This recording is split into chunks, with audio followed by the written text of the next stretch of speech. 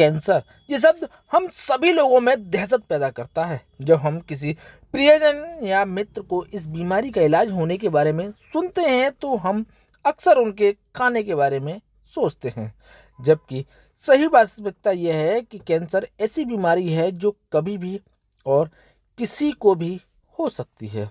ऐसे कई स्वास्थ्य विशेषज्ञ हैं जो मानते हैं कि कुछ खाद्य पदार्थ कैंसर का कारण बनते हैं या फिर भविष्य के लिए खतरा बढ़ाते हैं। इनमें से कुछ मान्यताएं सत्य हो सकती हैं, जबकि कुछ को वैज्ञानिक प्रमाणिकता हासिल अभी तक नहीं हो पाई है। आज हम बात करेंगे कुछ महत्वपूर्ण खाद्य पदार्थों के बारे में। सबसे पहले आता है फास्ट नूडल। कैंसर के लिए सबसे बदनाम खाद्य पदार्थों में फास्ट नूडल हैं, जो कि कई मलेशियाई घरों में प्रमुख रूप से खाया जाता है। लेकिन क्या नियमित रूप से फास्ट नूडल का सेवन करने से कैंसर का खतरा बढ़ जाता है?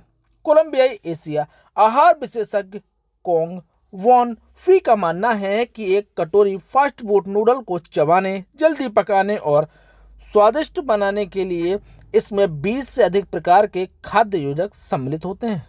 इसमें अभी तक रासायनिक स्वाद बढ़ाने वाले रंजक और मसाला एजेंट को सम्मिलित नहीं किया गया है, जो फास्ट नूडल के साथ आते हैं। कोंग आगे बताते हैं कि हालांकि इन खाद्य योजकों को कार्सिनोजेनिक के रूप में जोड़ने के संदर्भ में मनुष्य में महामारी विज्ञान के साक्ष्य की अभी काफ़ी कमी है। ये निश्चित रूप से सुविधा के लिए इतने सारे रसायनों का सेवन करने के लायक भी नहीं है। नंबर 2, सोया आधारित उत्पाद। सोया उत्पादों को सामान्यतः महिलाओं में प्रजनन कैंसर के बढ़ते जोखिम से भी जोड़ा गया है। कोम कहते हैं कि वास्तव में कैंसर की रोकथाम के लिए सोया के इस्तेमाल की सलाह दी जाती है। सोया में पाया जाने वाला फाइटोएस्ट्रोजन रसायन स्तन, कोलन, प्रोस्टेट और एंडोमेट्रियल कैंसर के जोखिम को कम कर सकता है। बीबीक्यू खाना। कोंग कहते हैं कि भूनने या ग्रिल करने जैसे तरीकों से उच्च तापमान पर पकाए गए तेलीय खाद्य पदार्थ पॉलीसाइक्लिक एरोमेटिक हाइड्रोकार्बन यानी पीएएच का उत्पादन करेंगे। कई कारक भोजन में पीएच के स्तर को प्रभावित करेंगे, जैसे कि खाना पकाने के तरीके, धूम्रपान का तापमान, भोजन में वसा की मात्रा, खाना पकाने की सतह। लेकिन पीएएच कार्सिनिक है और कैंसर का कारण बन सकते हैं। वह कहती हैं कि बड़ी मात्रा में लंबे समय तक संपर्क में रहने से उपभोक्ताओं को बड़ा जोखिम होता है। लेकिन कहते हैं कि जब हम भोजन को आग के स्रोत से सीधे संपर्क में आने से रोक कर इन जोखिमों पर कम कर सकते हैं। इनमें से पहले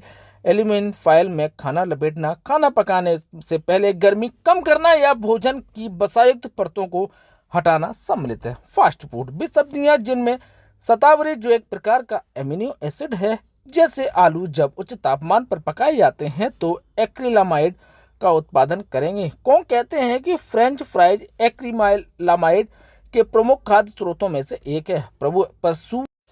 पशु अध्ययनों में एक्रिलामाइड को कार्सिनोजेनिक पाया गया है। हालांकि मनुष्यों में ऐसा कोई सुसंगत साक्ष्य नहीं है जो एक्रिलामाइड को कैंसर के जोखिम में जोड़ता हो। ब्राउनिंग से बचने के लिए अपने खाना पकाने के समय को कम करना एक अच्छा उपकदम है।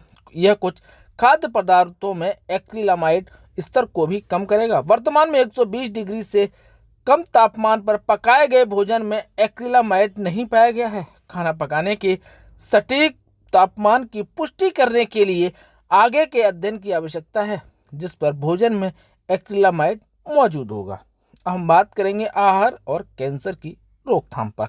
सामान्य तौर पर यह सलाह दी जाती है कि प्रतिदिन फलों और सब्जियों की कम से कम 5 सर्विंग यानी कम से कम 400 ग्राम गैर स्टार्च वाली सब्जियां और फल लिया जाए। कोंग का कहना है कि लाभकारी प्रभाव किसी एक प्रकार के फल या सब्जी के कारण नहीं होते, इसीलिए विविधता अति महत्वपूर्ण है। कई अध्ययनों ने गैस्ट्रोइंटेस्टाइनल कैंसर जैसे विशिष्ट कैंसर को रोकने में साबुत अनाज की भूमिका की जांच की है। कोंग कहते हैं कि साबुत अनाज से मिलने वाले कैंसर के खिलाफ सुरक्षात्मक भूमिका को स्पष्ट रूप से अभी तक नहीं समझा जा सका है।